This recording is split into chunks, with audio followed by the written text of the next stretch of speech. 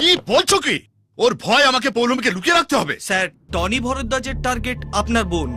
আগে ওর নিরাপত্তার কথাটা ভাবুন।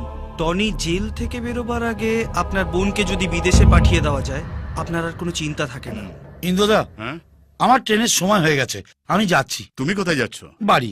বইয়ের জন্য খুব মন কেমন করছে তো। থামো। ঘাড়ে করে ঝামেলা বয়ে এনে এখন বাড়ি যাওয়া হচ্ছে। টোটাল উল্টো। ঝামেলা আমি ঘাড়ে করে বয়ে আনিনি, বরং ঝামেলা আমায় ঘাড়ে করে এনেছে। জেলে পালার অনেক চেষ্টা করেছিলাম, কচুপোড়া কুয়ো কেসে ফেসে গেছি। কিসের কুয়ো কেস? সে আমি তোমায় বলতে পারবো না। তুমি যা বলেছো সেইটাই যথেষ্ট। পৌলমীকে আমি বিদেশে পাঠাচ্ছি। ও যতক্ষণ না বাড়ি ছেড়ে যাচ্ছে, এই বাড়ি থেকে কেউ বাইরে বেরোবে না। ইন্দ্রদা, আবার তুমি প্রমাণ করে দিলে তুমি আমার চেয়েও বড় গাধা। বিদেশের কথা তো ছেড়ে দাও, পৌলমীকে এয়ারপোর্ট অব্দি নিয়ে পৌঁছতে পারবে না, তার আগে সূর্য ওকে ছো মেরে নিয়ে পগার পার।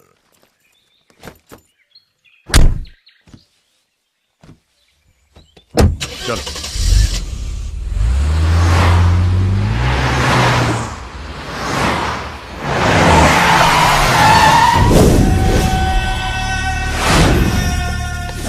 এই যে এইখানে সইটা করে দিলাম, পরে কিন্তু আবার এসো এসো ভাগ্নে।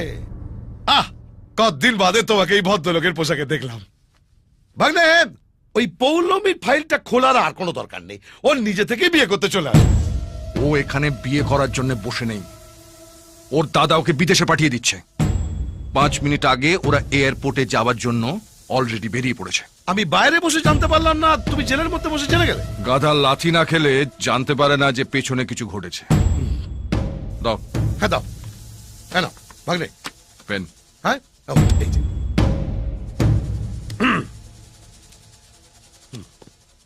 স্যার, হুম? সূর্য নামে একটি লোক আপনার জন্য মায়ের মন্দিরের প্রসাদী ফুল পাঠিয়েছে। আরে শালা, এর মধ্যে নিশ্চয়ই কোনো চক্করবাজি আছে। আমাদের সঙ্গে এলো, অথচ আমাদের হাতে প্রসাদী ফুল না দিয়ে ওর হাত দিয়ে দিল কেন? ভাগ্নে, কাল এক ছিপি মাল খেয়ে আমাদের যা জ্বালিয়েছে না, ওকে কিন্তু আমার ভালো লাগছে না। ওকে তুমি লাত মেরে বার করে দাও। ওকে বের করার কথা বললে তোমাকে বের করে দেবো। যাও, হ্যাঁ, তাহলে তুমি কি বলছো? পুরো এয়ারপোর্টটাকে ঘিরে ফেলো। দাদা, আমি এক্ষুনি লোক পাঠাচ্ছি।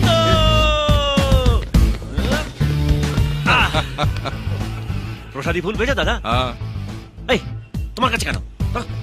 এ না দাদা, একেবারে মায়ের পায়ের থেকে এনেছি। ঠিক আছে ঠিক আছে, তোমার নাটক টিকতে বন্ধ করো তো। এ দেখেছো দাদা, আমি সারা রাত ধরে ছটপট করছি যে কখন তুমি জেল থেকে বেরোবে, আমার ইচ্ছে পূরণ করবে। এ বলে নাকি আমি নাটক করছি। আমি এখনই তোমার ইচ্ছা পূরণ করবো। চলো, পৌলমীকে নিয়ে আসি। পৌলমীকে এক্ষুনি? এরে, আমি তো তৈরি হইনি। মানে প্ল্যান ট্যান কি? কিসের প্ল্যান? মানে বিয়ের সব কেমন গড়বড় হয়ে গেল। কিচ্ছু গড়বড় হবে না। হুম, চলো। হ্যাঁ, চলো। চলো।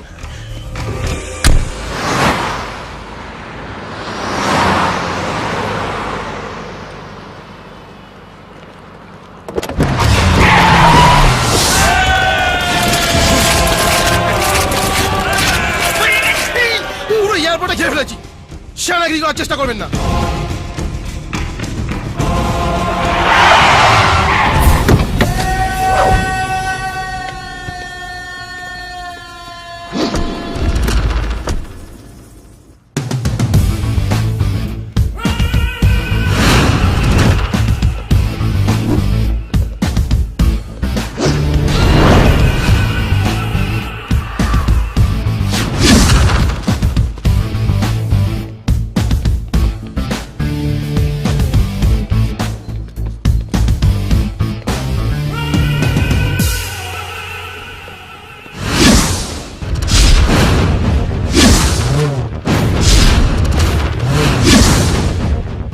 কি আমার ভয় বোনকে বিদেশে পাঠিয়ে দিচ্ছেন?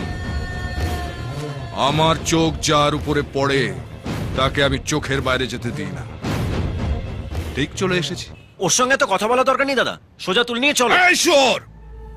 কাল পর্যন্ত আমার বোনের পেছনে ছুটছিলি, আজ ওর সঙ্গে হাত বেঁধেছিস।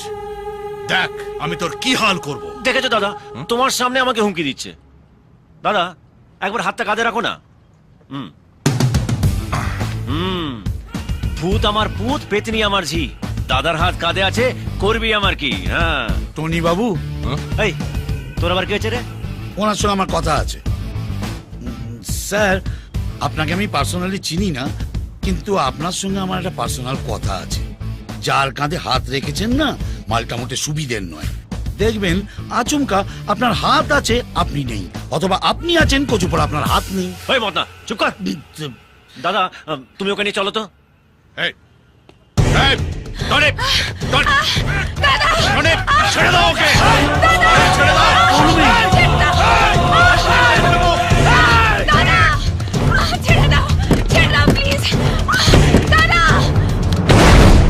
তুমি কি আনরোম্যান্টিক দাদা? কেন? খালাসি হয়ে ড্রাইভারের পাশে বসে আছো। আরে যাও ওর পাশে গিয়ে বসো। হ্যাঁ।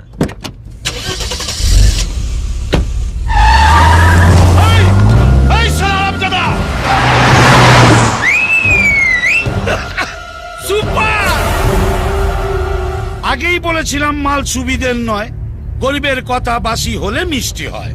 এবার বসে বসে কপাল চাপড়ান, কচুপড়া আরো ফিরছেন।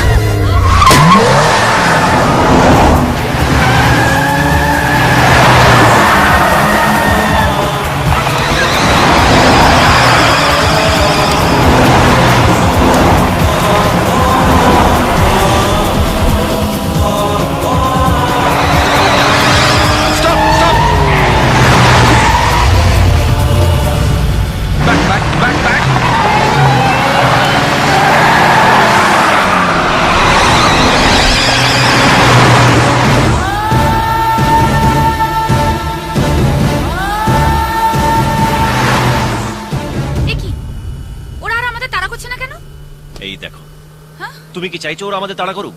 আরে তোমাকে বিয়ে করতে এসেছি, শিয়ালে তাড়া খেতে আসিনি।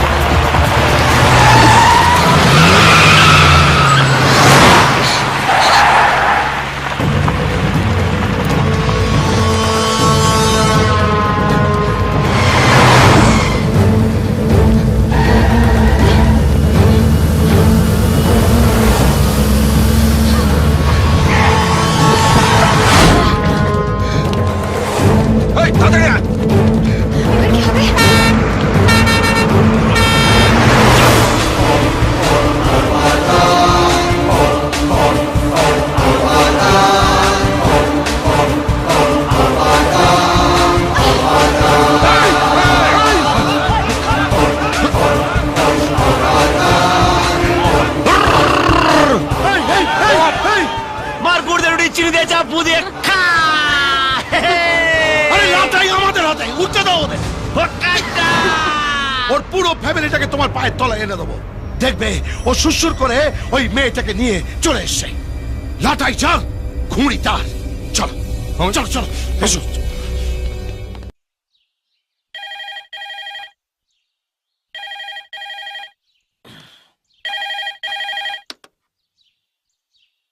হ্যালো, দাদা কি করছেন? চালে কাঁকর নেই তো, তাই একটু নিশ্চিন্তে ভাত খাচ্ছি ভাই। বলি হাতটা ধুয়ে ফেলুন, আর বৌদি আর বুবাইয়ের হাতটা ধরে রাজপ্রাসাদের কাছে চলে আসুন। আমরাও রাজপ্রাসাদে আসছি। কেন রে, রাজপ্রাসাদটা আমাকে হ্যান্ড ওভার করা হবে বুঝি? না, আসলে পৌলমীকে নিয়ে সূর্য পালিয়েছে, তো ওর পেছনে লোক লেগেছে। ওরা যাকে পাবে তাকে খাবে, ও আপনাকে পেলে আপনাকেও খাবে। ছেলেটা কি আমাকে টেনশন ছাড়া আর কিছু দেবে না? দাদা, সে আর নতুন করে বলার কি আছে?